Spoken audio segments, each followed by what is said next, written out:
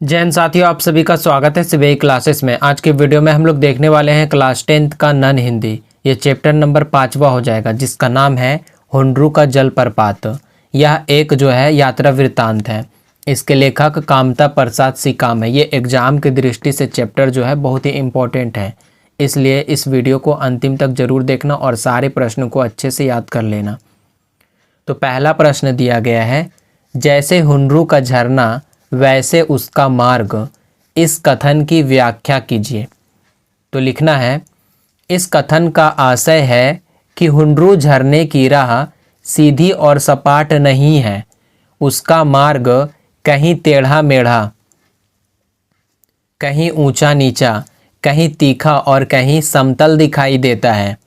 जिस प्रकार झरना कहीं सांप की तरह बल खाता है, कहीं हरिन की तरह छलांग लगाता है और कहीं बाघ की तरह गर्जना करता है, उसी प्रकार उसका मार्ग भी विविधता से भरा हुआ है।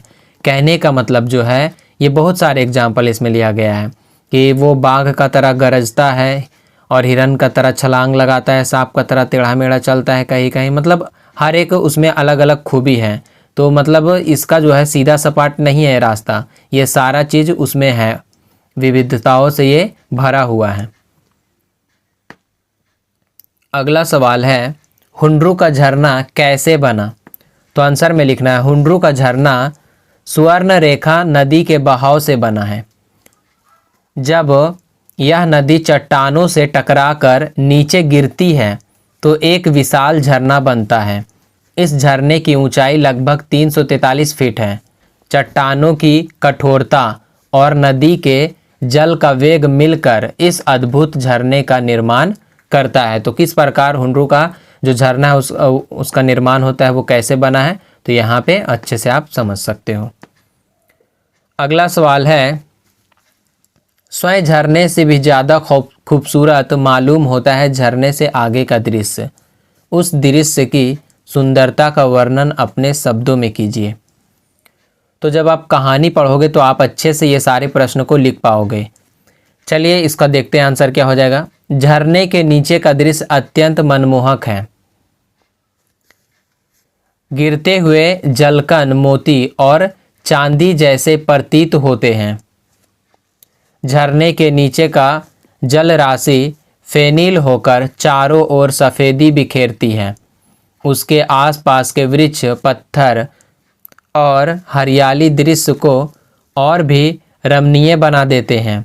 यह दृश्य इतना सुंदर होता है कि देखने वाला मंत्रमुग्ध हो जाता है और उसकी आंखें ठहर जाती हैं। तो ये सारा जो दृश्य है, झरने का पास से जब आप देखोगे तो ये सारा दृश्य दिखाई देता है।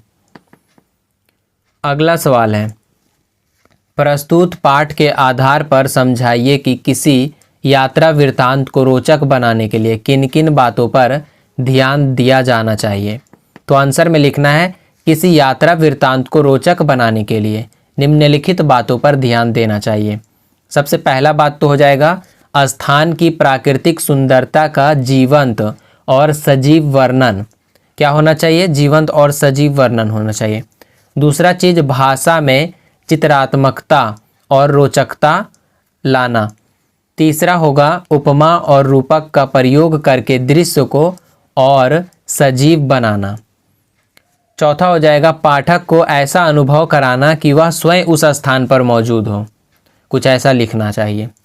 अगला है, व्यक्तिगत भावनाओं और अनुभवों को साझा करना ताकि वर्णन में आत्मीयता बनी रहे। तो ये सारा जो है चीज़ अगर आप लिख देते हो तो बहुत ही अच्छा यात्रा वृत्तांत बन जाता है। अगला सवाल है, यहाँ पर एक दृश्य का वर्णन दो तरह से किया गया है। पहला है, हुंड्रू का पानी कहीं सांप की तरह चक्कर काटता है, कहीं हरिन की तरह छलांग भरता है और कहीं बाघ की तरह गरजता हुआ नीचे गिरता है। दूसरा स्थिति है, हुंड्रू का पानी चक्कर काटकर छलांग भरता हुआ नीचे गिरता है। इनमें से कौन सा वर्णन आपको अच्छा लगता है और क्यों? तो ये तो पहला वर्णन हो गया, ये दूसरा वर्णन हो गया, और बताना है कि ये दोनों वर्णन में से कौन सा वर्णन अच्छा लगता है और क्यों। तो यहाँ पे नीचे आंसर दिया गया है। आंसर है का वाला। वर्णन अधिक अच्छा है, क्योंकि इसमें जो है झरने की गति और उसकी विविधता को उपमाओं के माध्यम से जीवंत और चित्रमय बना दिया गया है। सांप, हरिण और बाघ जैसी उपमाएं पानी की हर चाल को स्पष्ट करती हैं, जिससे दृश्य पाठक के मन में सजीव हो उठता है। तो ये सारा चीज़ जो है अच्छे से आपको लिख के याद कर लेना है। अगर आपको सभी सब्जेक्ट का PDF चाहिए तो टेलीग्राम चैनल में ज्वाइन हो जाओ, वहाँ पे आपको सभी सब्जेक्ट का PDF मिल जाएगा।